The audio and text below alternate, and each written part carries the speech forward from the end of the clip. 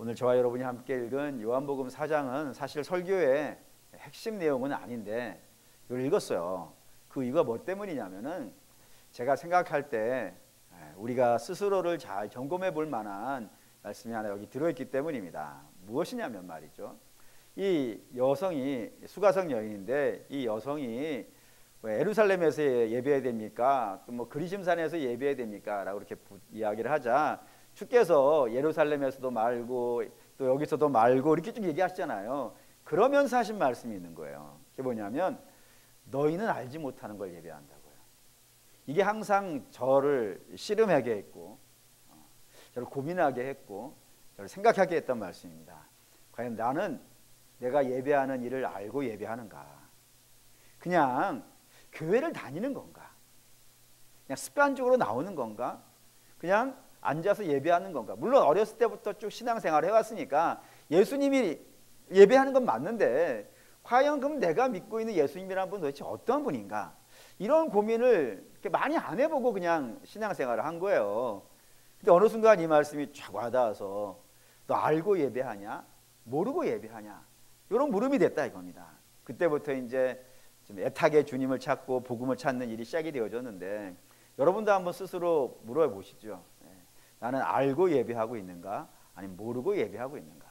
오랜 생활을 신앙생활을 했기 때문에 직분은 쫙 쌓여져 갔는데 알고 예배하고 있는 것인지 아니면 교회 오는 것인지 한번 우리 잘 점검해서 우리 신앙을 좀 생각해 볼 필요가 있다 이겁니다. 그런 관점에서 지금 우리가 이 이야기를 하는 겁니다. 지난번까지 무슨 이야기 했냐면 원래 하나님과 사람은 연결되어져 있었어요.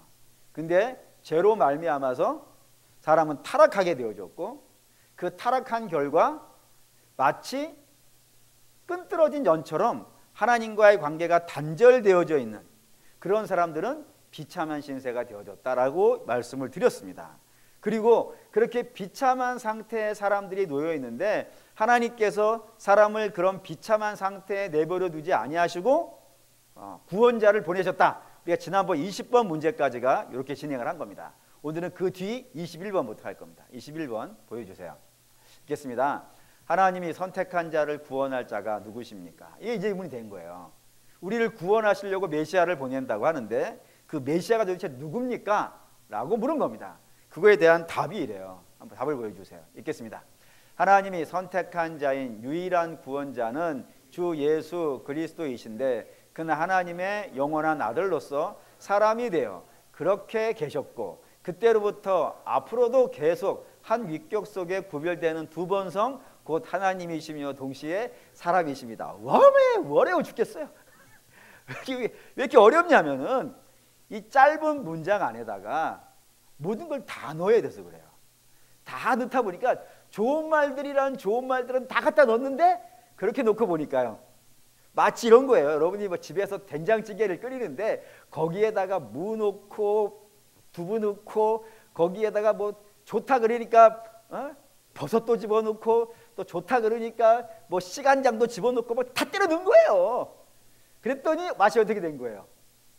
모르겠는 거예요. 이렇게 됐다 이거예요. 그렇기 때문에 우리가 하나씩 좀 건져내 가지고 볼 필요가 있다 이겁니다. 첫 번째 우리가 건져내야 되는 것은 유일한 구원자라는 말입니다. 이거 한번 성경을 찾읍시다. 사도행전 4장 12절. 4장 12절. 사도행전 4장 12절을 읽으면서 이 유일한 구원자를 한번 좀 살펴보도록 할게요. 사도행전 4장 12절입니다. 4장 12절 읽겠습니다. 다른 이로서는 구원을 받을 수 없나니 천하 사람 중에 구원을 받을 만한 다른 이름을 우리에게 주신 일이 없음이라 하였더라. 이거 잘 알고 있는 말씀입니다. 이런 말씀이 왜 등장하냐면 구원을 이야기하는 종교라든가 사상이라든가 이런 것들이 세상에는 많을까요? 적을까요? 아주 많습니다. 구원을 말하는 종교 많이 있고요. 구원을 말하는 사상도 많이 있습니다. 근데 그런 다른 종교와 다른 사상과의 결정적인 차이가 있기 때문에 그렇습니다. 그 차이가 뭐냐면은 세상의 다른 종교나 세상의 다른 사상은 이런 거예요. 사람이 있고 환경이 있어요. 상황이 있고 환경이 있어요. 그런데 문제는 어디 있어요? 문제는 여기 환경에 있어요. 사람은 괜찮은 거예요.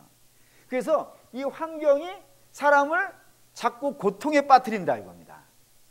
그래서 어떻게 구원을 받냐면은 이 사람이 괜찮은 사람이니까 여기를 강화시키는 거예요. 예를 들어서 종교는 사람 안에 있는 신성이 있다 이겁니다. 부처가 있는 거예요. 그 부처를 어떻게 했었는지 잘 득도를 시켜가지고 이거를 극복해 가게 하는 그런 것이 세상의 종교이고, 사상도 마찬가지입니다. 사람 괜찮은데 이 환경 때문에 제도나 정치나 교육이나 사회나 문화나 이런 것들이 잘못되어져 가지고 문제가 발생되어지니까 정치인은 나를 따르라 그러는 거예요. 나를 따르면은 이걸 넘어갈 수 있다. 또는 교육을 받자, 열심히 공부를 하자, 또는 돈을 벌자, 이런 것들이 부족해 가지고 우리가 고통을 받게 되어지니까 이런 것들을 쌓으면 사람은 괜찮은 존재야, 능히 모든 문제와 고난을 극복하여서 열반에 이르게 될 거야 라고 이야기하는 것이 이 세상의 사상과 종교가 가지고 있는 특징이라 이겁니다. 그래서 그렇게 해보는 거예요. 해봤더니 어떻게 되더라고요? 문제가 해결되지 않더라 이거예요. 오히려 더 심각해진 상태에 빠지더라 이겁니다. 어떻게 심각해지냐면 사람이 이 환경을 타락을 시키는 거예요. 예를 들어서 율법을 하나님이 주셨어요. 그렇죠? 하나님이 주신 거예요. 선한 거예요, 악한 거예요? 선한 거예요. 그런데 사람은 그 율법을 어떻게 만들어요? 타락을 시킨다 이거예요. 그래서 예수님이 정죄받아 죽은 것은 뭘로 정죄한 거예요? 율법으로 하는 거예요. 그 율법으로 사람이 하나님이 주신 율법을 가지고 예수님을 죽이는 데 쓰더라 이거예요. 왜 그러죠? 아니 우리가 사상들 좋은 걸 많이 있지 않습니까? 정치도 좋은 것 있고, 그리고 경제도 좋은 것 있고, 좋은 거 많이 있다 이거예요. 그런데 시간이 지나다 보면은 사람이 그 정치를 타락을 시키더라 이거예요. 그래서 제가 종종 이야기하는데 저 조선이라는 나라 좋아한다고 했어요. 조선이라는 나라 좋아하는 건 처음에 시작할 때 너무 멋있었거든요. 백성들을 위한다, 이런 어마어마한 비전을 가지고 나라가 시작되었지만 조선 말에 가면요, 그 좋은 제도를 가지고 백성들을 못 살게 만드는 그런 시대가 되어버리더라 이거예요. 그러니 일본에게 넘어가는 그런 일이 발생되는 것 아니겠어요? 그러니 세상 종교는 안 되더라 이겁니다. 근데 기독교는 유일하게 세상의 모든 종교와 사상하고는 결정적으로 다르게 문제는 어디에 있다 그러는 거예요? 사람에게 있다 그러는 거예요. 사람이 죄인이기 때문에, 사람이 죄인이기 때문에 여기에다가 뭐를 갖다 부은다 하더라도, 마치 우물이 있는데 이 우물이 다 썩었어요.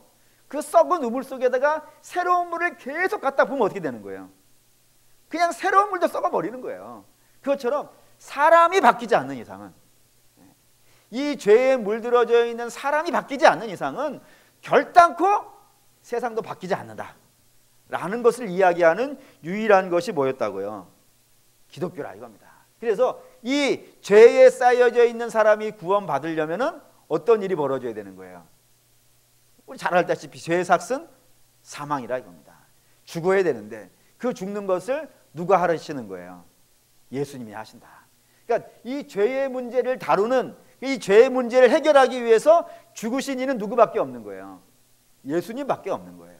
그래서 천하의 다른 이름으로는 구원을 받을 수 없고 오직 어떤 이름으로만, 예수의 이름으로만 구원받는다고 말하는 이유가 여기에 있다 이겁니다. 그러니까 여러분들 이거 확신을 하셔야 돼요.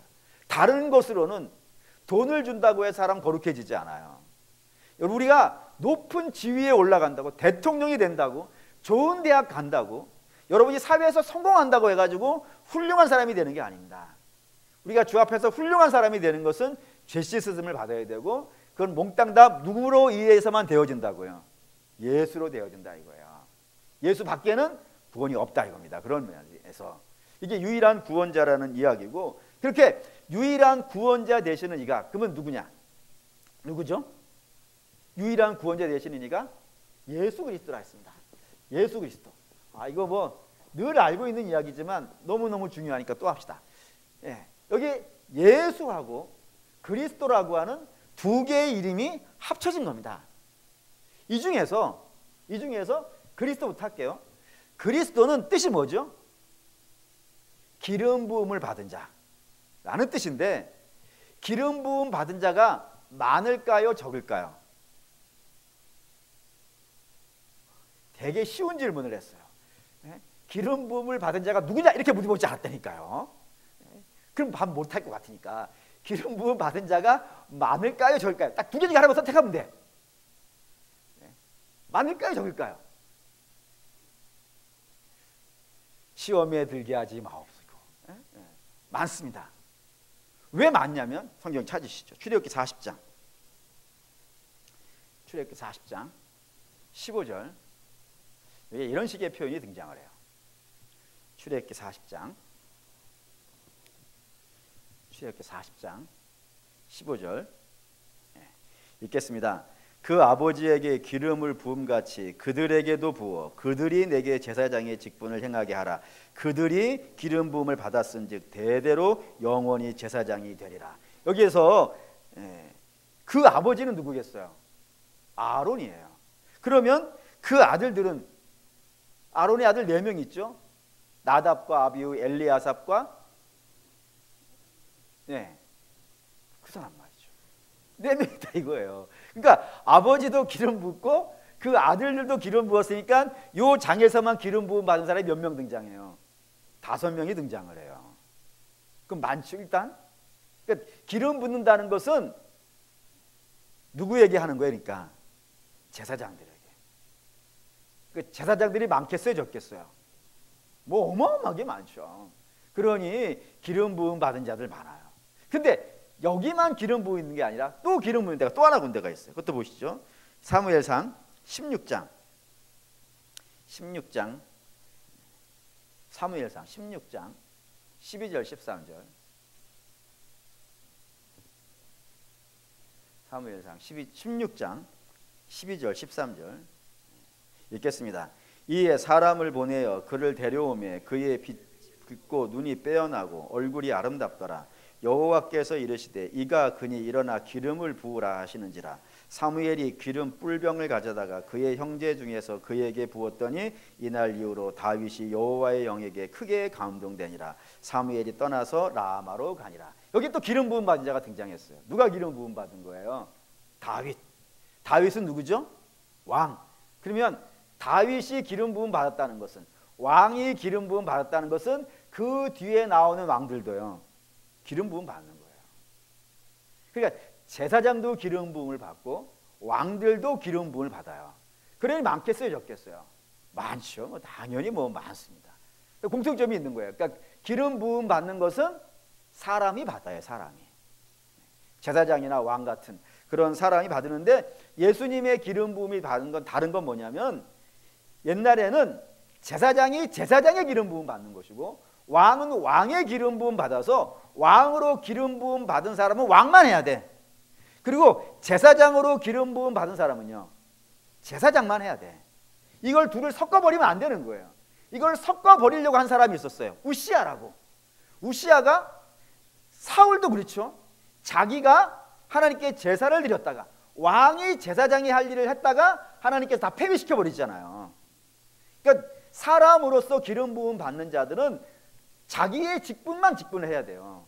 그런데 예수님이 다른 건요, 2가지를 다 하시는 분이라 이거예요. 그런 면에서 다르다는 것이지, 예수님도 기름 부음 받은, 그러니까 사람과 같이 기름 부음을 받은 자라는 것을 설명한다 이겁니다. 그러니까 여러분 하나 기억하고 갑시다. 예수님은 그래서 사람이라는 의미예요. 그러니까 그리스도라는 말은 기름 부음 받은 것인데, 기름 붓는 건 사람이 기름 부음 받으니까 예수님은 누구시라고요? 사람이라는 이야기를 하려고 하는 겁니다. 그러면 예수는 뭐겠어요? 그러면 예수의 이름의 뜻은요? 찾읍시다. 그러면 마태복음 1장 20절에서 21절.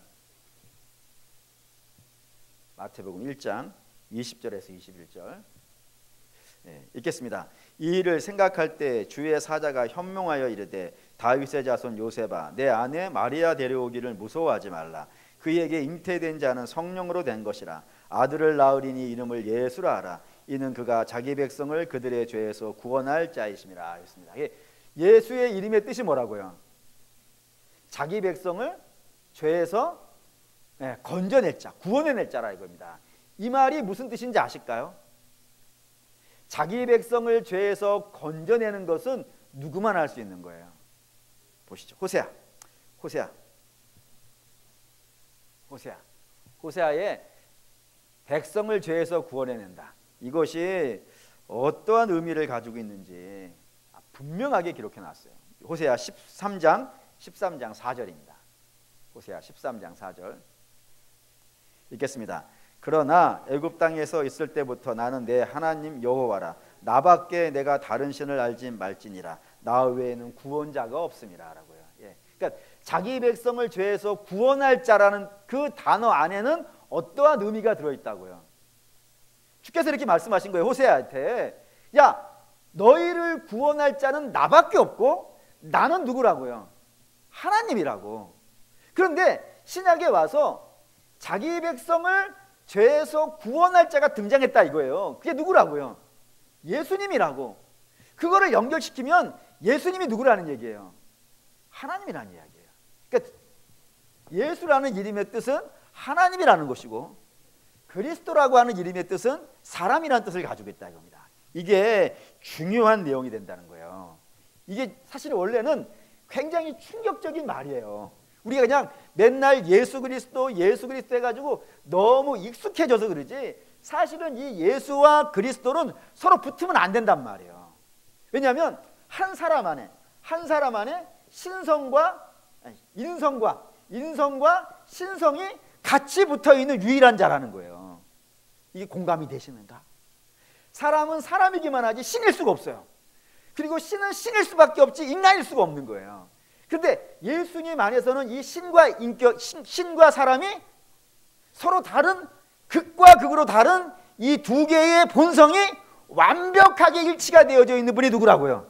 그게 예수님이라 이거예요. 그게 다 뒤집어지는 거지. 성경 그래서 예수님이 인성을 가지고 있다는 사실을 이렇게 설명을 해요. 예수님이 피곤하시더라, 주무시더라, 시장하시더라, 곤비하시더라, 우시더라. 이런 특징들은 다 누가 가지고 있는 특징이에요? 사람이 가지고 있는 거예요. 반면에 오병이어를 하셨더라, 또 풍랑을 잠잠케 하셨더라, 무리를 걸어오셨더라, 죽은 자를 살리셨더라. 이건 다 누가 하는 거예요? 하나님이 하시는 거라 이거예요. 그러니까 예수님이라는 분은 하나님이시며 동시에 사람의 속성을 동일하게 가지고 계시는 그런 분이라 이겁니다. 성경이 이렇게 설명해요. 이건 보시죠. 이거 보겠습니다. 디모데전서 2장 5절. 디모데전서 2장 5절. 그 성경은 예수님을 이렇게 설명을 해요. 디모데전서 2장 5절 읽겠습니다. 하나님은 한 분이시요 또 하나님과 사람 사이의 중보자도 한 분이시니 곧 사람이신 그리스도 예수시라. 예, 사람이신 그리스도 예수라고요. 이거 중요해요. 그러니까 이게 그리스도 예수 그리스도 이게 느낌이 다른 거예요. 그러니까 그리스도를 앞에 붙일 때는 예수님의 뭐를 강조하기 위해서? 사람의 속성을 강조하기 위해서. 반대로 예수 그리스도라고 이렇게 표현하면 예수님의 뭐를 강조하기 위해서? 하나님이심을 강조하기. 이거 다른 느낌이라 이거예요. 그러니까 분명히 사람이신 그리스도 예수 이렇게 한다고. 더 가보죠. 요한복음 1장 14절. 이거 굉장히 강조하는 거예요. 이걸 왜 강조해야만 되는지를 오늘 이야기할 거예요. 요한복음 1장 14절 읽겠습니다. 말씀이 육신이 되어 우리 가운데 거하시매 우리가 그의 영광을 보니 아버지의 독생자의 영광이요 은혜와 진리가 충만하더라. 예, 그 말씀이 그냥 사람 입에서 이렇게 툭 나가는 그런 말씀이 아니에요. 그 말씀 자체가 뭐예요? 하나님이라고요. 하나님. 그 하나님의 영광이 어디에 나타났다고요? 육신으로 나타났다고. 이렇게 설명 안 되니까 더 가보죠. 골로새서 2장 9절.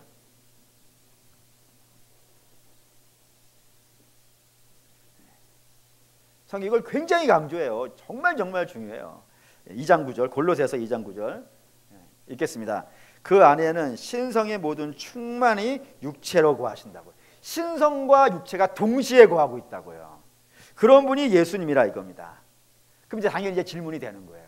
왜 예수님은 신성과 인성을 동시에 가지고 있어야 되는가? 하나님이면 하나님만 하시지, 사람이면 사람만 하시지, 왜 한 인격 안에 서로 다른 극과 극으로 다른 두 본성이 동시에 있어야만 되는가? 이걸 왜 성경은 계속 강조하면서 이야기하는가? 그 이야기를 해야 된다 이겁니다. 그러면 우선 이렇게부터 할게요. 예수님이 왜 사람이셔야 될까요? 이유는 이유가 있습니다. 사단이 와서 예수님께 세 가지 시험을 하는 거예요. 세 가지 시험의 내용은 다른데 세 가지 시험에는 공통점이 하나가 있습니다. 그 공통점이 뭐냐면은 예수님의 능력을 어디다 쓰라고요? 자기를 위해 쓰라는 거예요. 네가 으뜸이 되는 일을 하라고. 네가 나한테 절하면 온 세상을 너희에게 주겠다. 그럼 네가 으뜸이 되는 건 아니겠어요. 뛰어내려라. 그러면 천사들이 딱 받쳐줄 테니까 엄나나 폼나냐. 그리고 돌이 떡이 되게 해서 먹으라. 너 지금 피곤하니까 네 능력과 네 모든 것들을 너를 위해 쓰라라고 이야기한단 말이에요.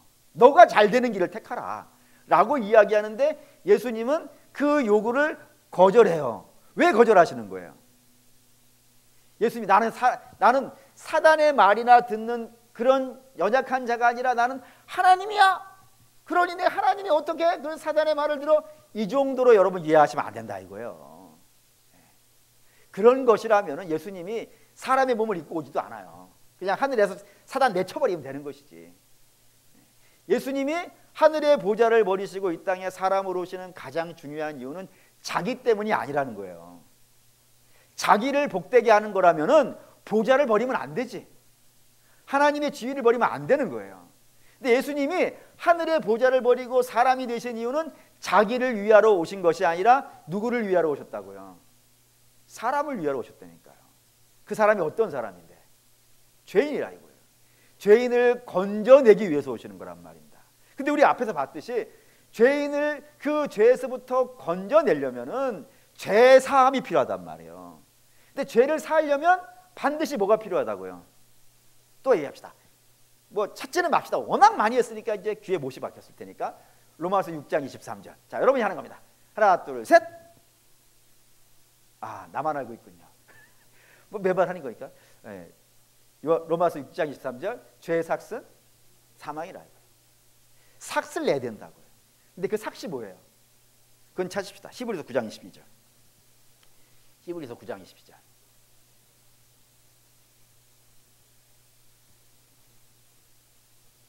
히브리서 9장 22절. 네, 읽겠습니다. 율법을 따라 거의 모든 물건이 피로써 정결하게 되나니 피 흘림이 없은즉 사함이 없느니라. 삭을 내려면 뭐가 필요하다고? 죄의 삭을 내려면 뭐가 필요하다고요? 피 흘림이 있어야 된다 이거예요.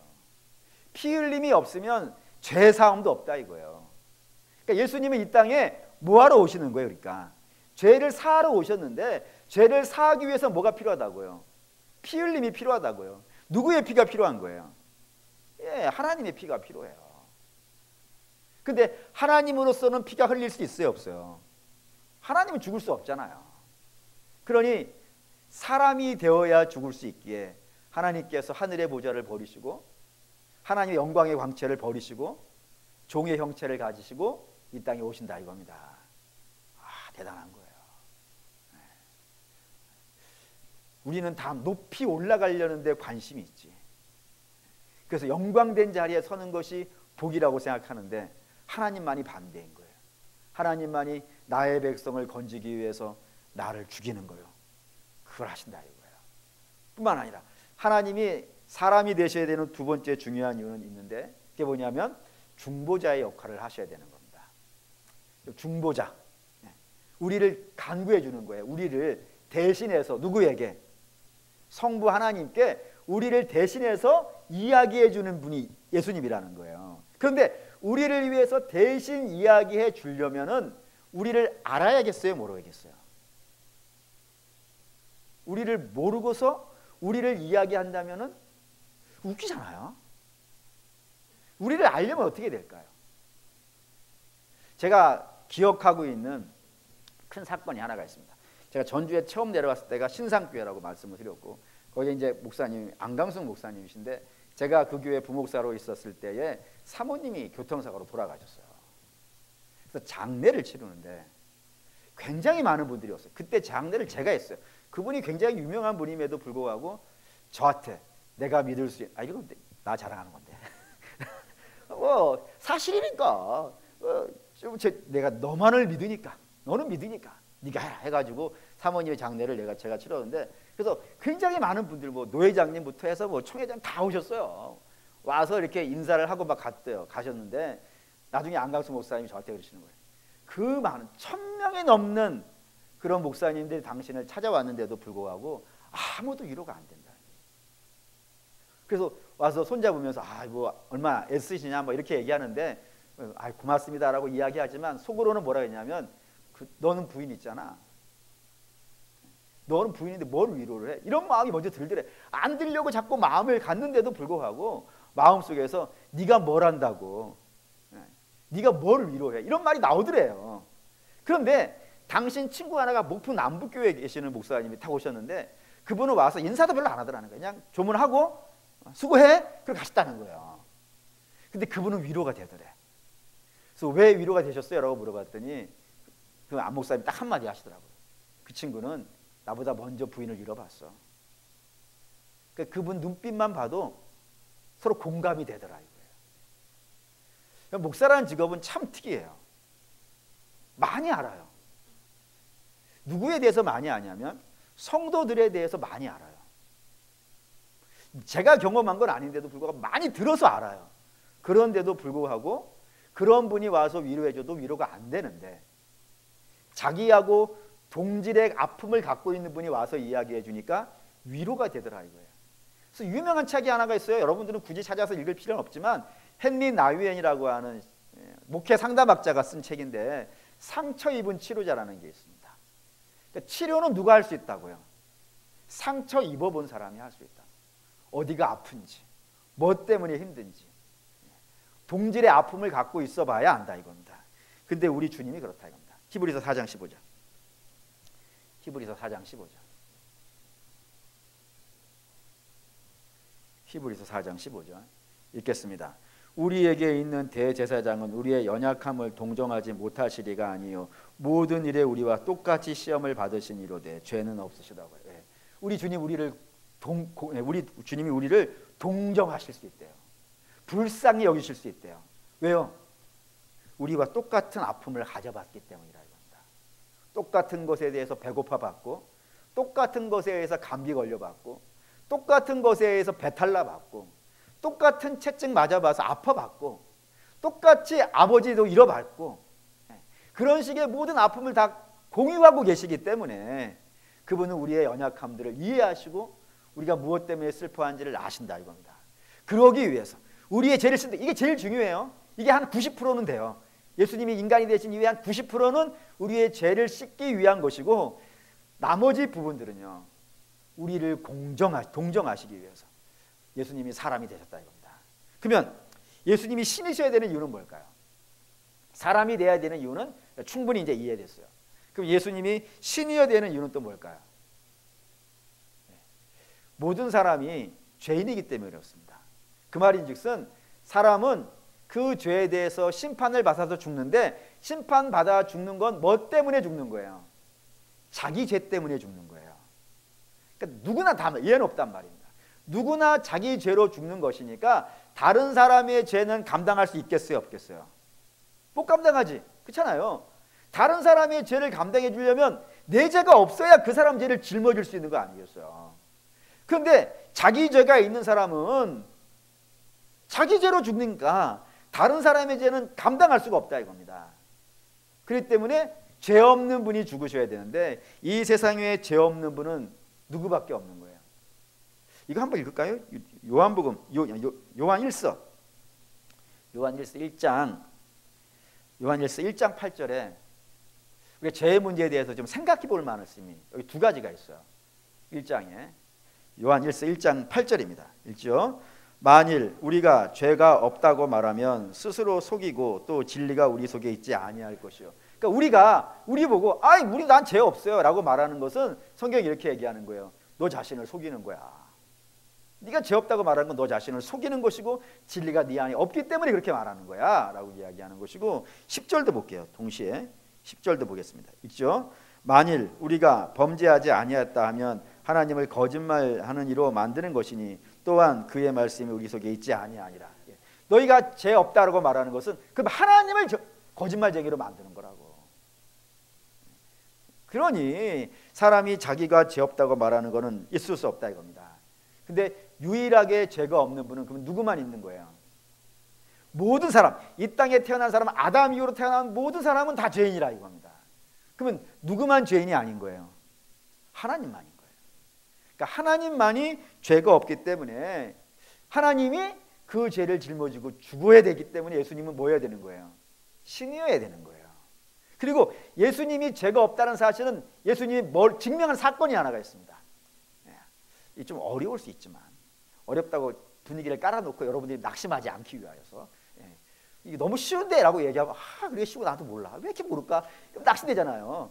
그래서 이거 되게 어려운 거예요. 되게 어려우니까 모를 수 있어요. 그런 의미에서 예수님이 내가 죄가 없다는 사실을 증명한 사건이 하나가 있습니다. 뭘까요 혹시?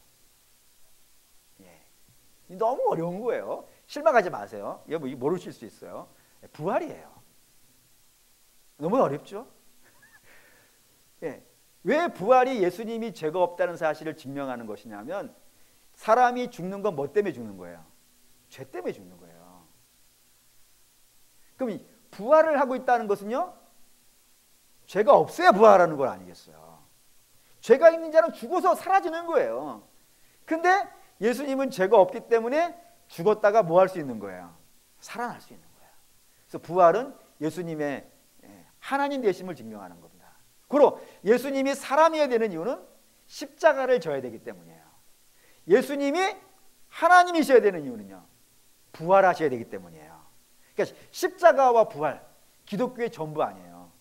십자가와 부활을 빼고 나서 기독교를 이야기하면요, 아무것도 안 남아요, 여러분.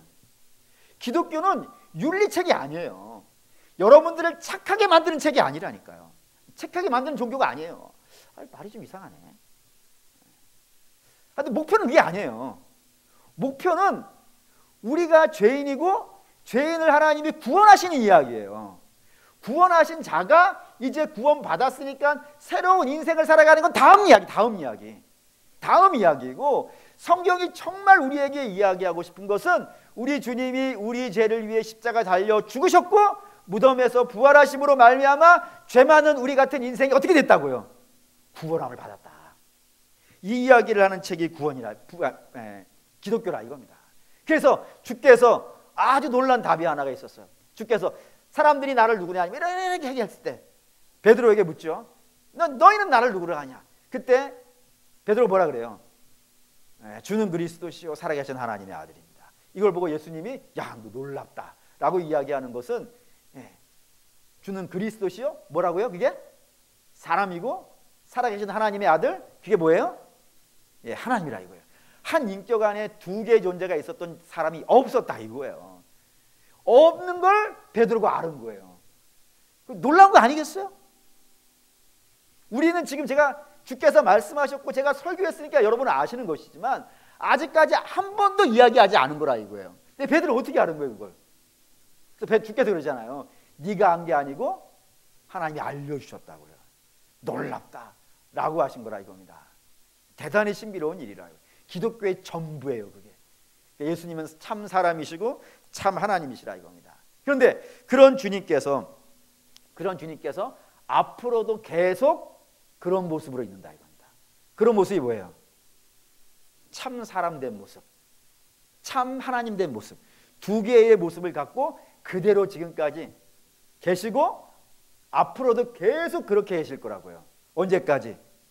우리 주님 다시 오셔서 우리를 만나서 천국에 가서 살 모든 순간 영원까지 우리 주님은, 하나님은 영이신데 우리 주님은 계속해서 육체를 가지고 계실 거라고요 라고 이야기하는 겁니다. 왜 그럴까요? 그러면 이 땅에서 죽는 거로 끝내시면 이제 십자가와 부활을 다 이루어내셨으면 끝난 것이지. 그래서 영으로만 가시면 되지. 왜 우리 주님 다시 부활하실 때 육체를 갖고 부활하실까요? 육체를 갖고 부활한 거 아시죠? 제자들이 우리 주님 부활했습니다 라고 얘기했을 때 도마가 웃기지 마라. 어떻게 사람이 부활하냐? 내 손으로 만져보지 않는 이상은 나는 믿지 못하겠다 했을 때 주께서 짜자잔 나타나서 만져봐 있다샤 했잖아요. 만져볼 수 있다는 건 뭘 갖고 있다는 거예요? 육체를 가지고 있는 거예요. 뿐만 아니라 엠마오로 가는 제자들과 함께 가서 식사를 하신단 말이에요. 식사를 하고 계시다는 건 하나님이 식사를 보셨습니까? 하나님은 사람이 아니시니 식사하지 않으신다 이거예요. 배고프지 않으신다 이거예요. 근데 주님 여전히 식사하신다니까요. 왜 그렇죠? 육체를 가지고 계시다 이거예요. 왜 그러면 부활하시고 나서도 계속 육체를 가지고 계실까요? 그 이유도 자명해요. 뭐냐면은 우리 주님이 우리에게 모델이 되시는 겁니다. 어떤 모델이요? 너희도 이렇게 부활할 거야. 만약에 우리 주님이 영으로만 부활하신다 하면은, 영으로만 부활하신다 하면은 우리도 영으로밖에 부활을 못해요. 그렇지 않겠습니까? 근데 우리 주님이 육체를 가지고 부활하심으로 말미암아서 앞으로 너희의 부활도 육체의 부활이에요. 그러니까 여러분 이거 속으시면 안 돼. 어느 사람이 우리 뭐 목사님이든 우리 뭐 선생님이든 우리 누구누구 안에 예수의 영이 와 있다 이런 말 믿으시면 안 돼요. 왜냐하면 예수님의 영은 지금 누구랑 붙어 있는 거예요? 당신의 육체랑 붙어 있다니까요. 그래서 영과 육체가 분리가 안 돼. 여러분의 육체와 여러분의 영은 분리가 안 돼요 지금. 그러니 어느 교주 안에 뭐 예수의 다 사기꾼들이에요. 예수의 영은 지금 예수님 육체랑 같이 있어요. 우리의 존재 자체가 하나님 나라에 가서 하나님 보좌 앞에 있는 것이지. 그렇다 이겁니다. 그러니까 그러면 속지 마시고. 또 하나는 우리 주님 계속해서 우리의 중보자를 하셔야 되는 거예요. 지금도 하나님 바로 옆에서 뭐 하시고 있는 거예요? 우리의 연약함들을 고백하고 계세요. 아니 봐주세요. 제가 저렇지만 주님 이런 거 아시잖아요. 이거 하기 마칩시다. 예수님이 이런 비유를 하셨어요. 무화과 나무가 있는데 이 무화과 나무에서 열매가 안 나온 거예요. 그래서 목동 주인이 농장 주인이 잘라버리십시다. 잘라버리자 라고 얘기했더니 뭐라 그래요? 저한테 시간을 더 주십시오. 3년만 더 시간을 주십시오. 그럼 제가 두랑을 팔고 거기에다가 물을 붓고 거름을 잘 줘서 거기서 열매를 나게 하겠습니다. 만약에 그때도 안 된다 그러면 그때 쳐버리십시다 라는 거예요. 거기서 3일이라는 말이 굉장히 중요해요. 3일은 7일은 아니에요. 긴 시간은 아니에요. 하지만 분명히 하나님의 때가 있는 시간, 부활의 시간, 그 시간 동안 우리 주님께서 계속해서 우리를 돌보시는 거예요. 우리의 연약함들을 하나님께 아뢰면서 좀 봐주시죠. 제가 아직 연약해서 그래요. 조금만 더 시간을 주시면은, 지금은 요 정도밖에 믿음이 안 되는 애지만 조금만 더 시간을 주시면 저 이만큼 잘할 거예요. 제가 그렇게 할게요 라고 하면서 그 중보자의 역할을 하고 계시다 이겁니다. 그 중보자의 역할을 하고 있기 때문에 저는 확신을 하죠. 뭐 늘 말씀드리지만 저는 예배 시간에 자던 사람이라 이거예요. 부지런히 잘 자서 얼마나 잘 잤는지, 목사님 설교 시작할 때 자서 주의 이름으로 축원합니다 그러면 누가 깨우지도 않아 깰 정도로 자는 데 도통한 사람이에요. 그런 사람이 목사가 돼 있어요. 어떻게 해요? 주께서 중보하시기 때문입니다. 그렇다면 여러분도 그렇게 하지 않겠습니까? 여러분도 여기까지 온 거는 여러분이 도 닦아서 온 거 아니에요. 하나님께서 끊임없이 여러분들을 중보하시고 은혜를 베푸시고 용서해 주시고 다시 할 수 있도록 용기를 부어주셔서 여기까지 온 거란 말입니다. 그러면 아주 간단한 진리가 하나 되겠죠.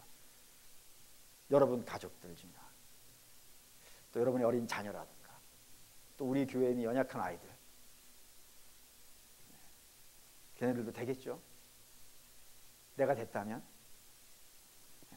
걔들도 될 거예요. 그 역할을 지금 누가 하고 계시다고요?